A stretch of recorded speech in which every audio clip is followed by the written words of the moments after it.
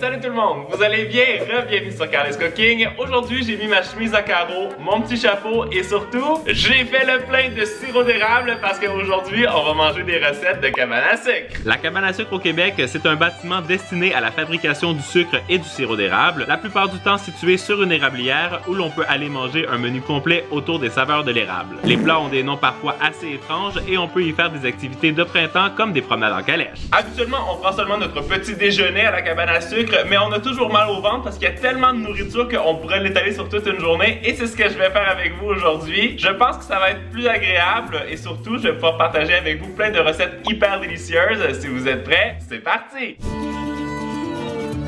La première recette qu'on va faire ensemble, c'est un incontournable de cabane à sucre, les fameuses fèves au lard au sirop d'érable. Moi, bien sûr, je vais faire des fèves sans lard au sirop d'érable, mais ça va être tout aussi bon. Au Québec, on appelle ça aussi des bines au sirop d'érable. Hier, j'ai récupéré des petits haricots blancs comme ça. J'en ai pris 450 grammes que j'ai fait tremper dans l'eau et là, vous avez vu, elles ont bien gonflé. Faut les laisser dans l'eau comme ça pendant au moins 12 heures ou toute une nuit, c'est ça qui est le plus pratique. On va démarrer notre four à 300 degrés Fahrenheit. Là, je viens les égoutter. Et je vais aussi les rincer. Dans une cocotte comme ça en fonte que je fais chauffer, j'ajoute une cuillère à soupe d'huile. Je viens ajouter un oignon que je vais laisser cuire et attendrir pendant 1 minute. Je viens ajouter les petits haricots blancs avec 6 tasses d'eau. Et 6, bien sûr, une demi-tasse de sirop d'érable, une cuillère à thé de moutarde de Dijon. On va mettre aussi une cuillère à soupe de mélasse comme ça. Sel et poivre bien sûr. On va bien mélanger et on porte ça à ébullition. Quand c'est en ébullition, on vient couvrir et on vient le mettre au four pendant 4 heures. Et puisqu'il faut attendre pendant un petit moment, on va se préparer une autre recette, un autre incontournable, une omelette soufflée au fromage. Je vais venir augmenter la température du four à 375 degrés Fahrenheit. Ça va juste être pour la cuisson de l'omelette. Ensuite, je vais redescendre le four à 300, mais comme ça, on va pouvoir cuire les deux choses en même temps. Je récupère une poêle en fonte comme ça. Je viens beurrer le fond et les parois avec 2 cuillères à soupe de beurre. Là, c'est bien beurré. Je prends 2 cuillères à soupe de parmesan et je viens bien recouvrir tous les côtés, toutes les parois. Voilà, nickel. Ça va permettre à notre omelette de s'accrocher sur les parois et de bien gonfler. Et aussi, ça va donner du goût. Dans un bol, je viens casser 12 œufs. Parfait. J'ajoute 3/4 de tasse de lait, 1/4 de tasse de crème 35% de matière grasse, 2 cuillères à soupe de farine, 1 cuillère à café de levure chimique, 1 cuillère à café de poudre d'oignon et on va venir fouetter ça pendant 2 minutes. Je viens verser la préparation dans notre poêle et ça part au four pendant 25 à 30 minutes. Quand tu es à la cabane à sucre, tu es à la table et tu reçois toujours des nouveaux plats, des nouveaux plats, des nouveaux plats. Alors nous, on va commencer une nouvelle recette pendant que ça cuit. On va se faire des grands-pères dans le sirop. C'est une tradition qui viendrait apparemment du fait que c'est un plat que les grands-pères pouvaient manger sans leurs dents parce que c'est très mou. Je sais pas si c'est vrai, mais c'est ce que j'ai lu sur internet. Dans une grande casserole, on met 2 tasses d'eau, 1 tasse et 1/4 de sirop d'érable. Ouh, ça va être bon ce truc. Et on fait chauffer bien sûr. Je vais juste le mélanger un petit coup. Dans un bol, je mets 145 g de farine. J'ajoute 3 cuillères à café de levure chimique, 1 cuillère à soupe de sucre, 1 pincée de sel. Je viens bien mélanger. J'ajoute 55 g de beurre froid. Et là, avec les mains, je viens tout le défaire pour faire une texture très sablonneuse, comme pour faire une pâte brisée. Là, vous voyez, c'est comme du sable à la plage, c'est parfait. J'ajoute une demi-tasse de lait et on va bien mélanger. Et notre pâte est prête. Là, notre sirop est en train de bouillir, c'est parfait. On vient récupérer des petites boules de pâte comme ça et on les laisse tomber dans le sirop. Ça va gonfler directement quand c'est en contact. Vous voyez, ça n'a pas besoin d'être précis. Là, on remet le couvercle et on fait cuire pendant 15 minutes sans jamais retirer le couvercle, c'est très important. Mais ça tombe très bien parce que notre omelette est finalement prête. On va regarder si elle a bien gonflé et bien soufflé. Et... Wow, elle est magnifique, vous avez vu ça? Elle est bien bouncy. On va déguster, mais juste avant, j'ai redescendu la température du four à 300 degrés Fahrenheit. J'ai tellement hâte de goûter ça. Vous avez vu, ça a comme dégonflé, exactement comme à la cabane à sucre. On va venir déguster ça. La texture est géniale. J'ai comme l'impression que le festin va commencer. Ça sent le fromage en plus, c'est génial. C'est délicieux! Ça, en tout cas, c'est le genre d'omelette qui est super pratique à faire si tu reçois à la maison un gros groupe de personnes parce que tu peux tout faire cuire en même temps et le résultat est délicieux. Et vous entendez, nos grands-pères dans le sirop sont prêts, on va pouvoir aussi les déguster. On va découvrir cette merveille. Oh, wow! Vous voyez que le sirop a vraiment épaissi, c'est parfait. Ça fait comme des petites cervelles. On vient servir ça directement quand c'est chaud. Faut être bien généreux. C'est pas le dessert le plus appétissant, je vous l'avoue, mais c'est quand même un de mes desserts québécois préférés. La texture, c'est juste incroyable. C'est super moelleux déjà, là, juste avec la cuillère. Faut pas être trop gourmand trop vite parce que sinon on va se brûler. Oh. Ça, c'est le paradis sur terre, je vous le dis. Il faut absolument essayer ça à la maison. On voit que la pâte est super aérienne, mais le sirop qui l'enrobe. Je passe un très bon début de journée. Moi, je vais finir mon petit déjeuner avec l'omelette et les grands-pères. Et nous, on se retrouve pour le lunch.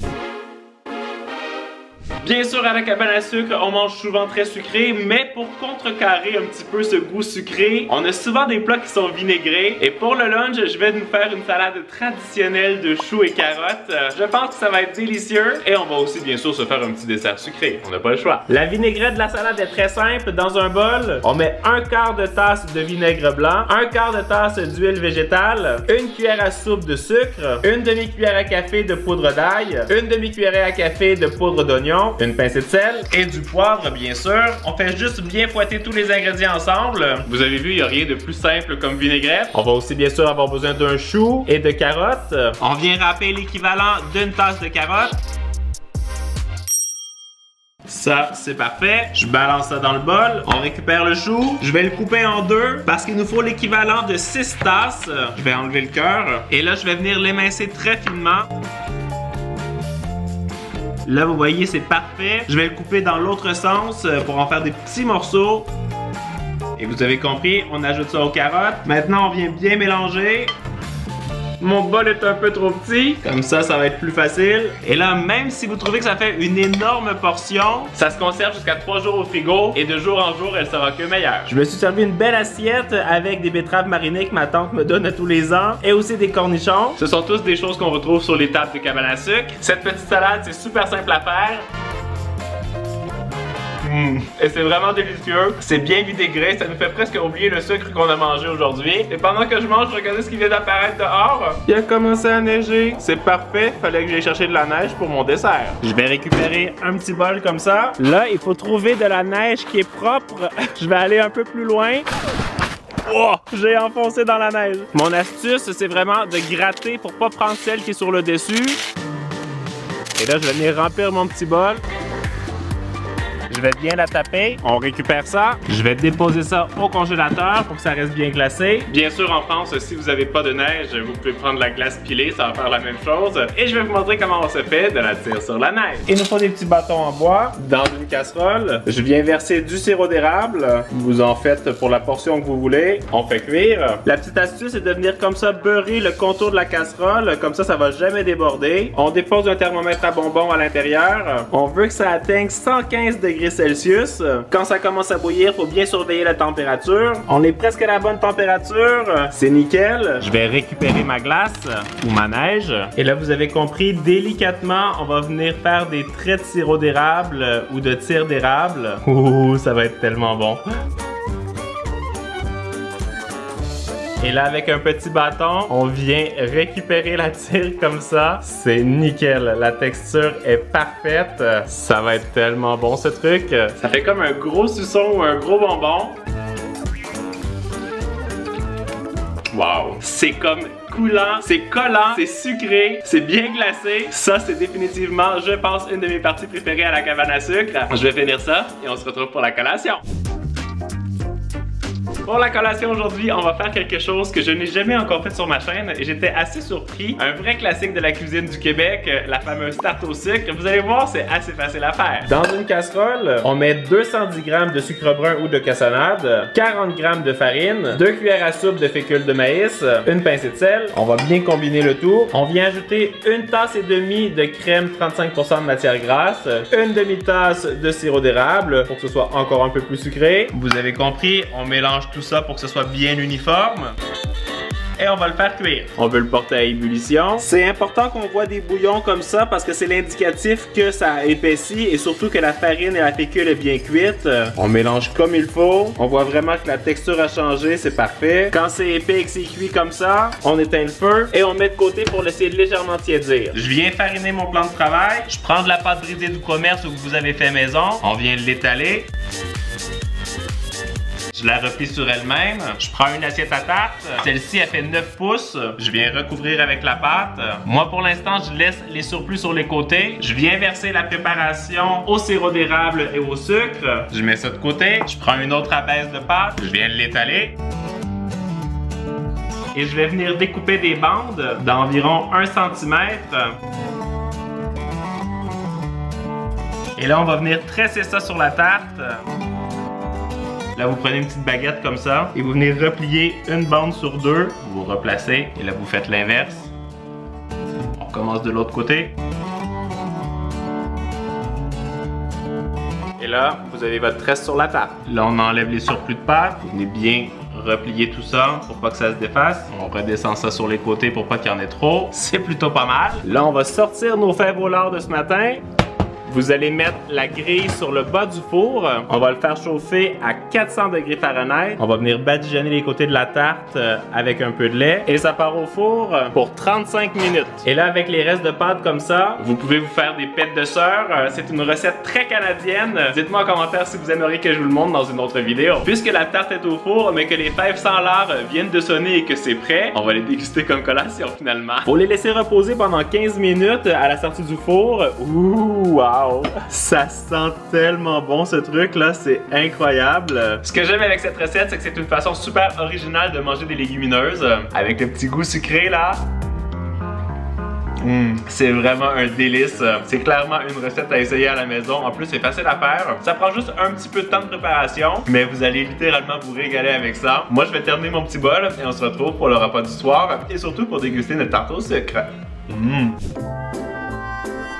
Pour le repas ce soir, je vais vous partager un autre classique ici au Québec que l'on mange à la cabane à sucre. Je sais pas s'il y a un équivalent de ça en France, mais je vais vous donner la recette des petites saucisses cocktail dans le sirop. Dans une casserole, je mets 3/4 de tasse de sirop d'érable, 1/4 de tasse d'eau, 1/4 de tasse de ketchup, une gousse d'ail haché, une cuillère à soupe de sauce soja. On va bien mélanger, on va faire chauffer. Je récupère un petit paquet de saucisses végé comme ça. On vient les couper en petits morceaux, en petits tronçons. Moi, je les fais en 4. Quand c'est en ébullition, j'ajoute les petites saucisses pour les laisser cuire pendant 15 minutes. Faut bien les remuer. Et on va en profiter pour déguster la tarte au sucre. Honnêtement, il n'y a rien qui égale le goût d'une bonne tarte au sucre. C'est toujours bien de la laisser reposer un petit peu comme ça. La garniture va pas toute couler. Ouh, vous avez vu ça? Elle est parfaite. Je vais me régaler. Vous avez vu, la garniture est vraiment très généreuse. J'ai l'impression de prendre mon dessert avant mon plat principal, mais en même temps, la cabane à sucre, tous les trucs sont sucrés, donc c'est pas grave. À la maison, ma mère nous faisait toujours des tartes au sucre qu'elle réalisait elle-même. Ça rappelle des beaux souvenirs. Wow! Alors là, c'est clairement le dessert parfait de cabane à sucre. Cette tarte, c'est de la folie. Je pense que nos petites saucisses sont prêtes. On met ça dans un petit bol parce qu'on veut récupérer toute la sauce. Ce qu'il faut savoir, c'est que ce dernier plat, ça se mange avec des petits cure-dents comme ça pour bien pouvoir les tremper dans la sauce. Je sens que ça va être chaud. C'est ultra chaud, mais c'est savoureux. Ça me rappelle vraiment des beaux souvenirs. Moi, j'espère que vous avez aimé ces recettes de cabane à sucre. Moi, j'ai eu l'impression de retomber en enfance parce que ça faisait vraiment longtemps que j'étais pas allé à la cabane à sucre.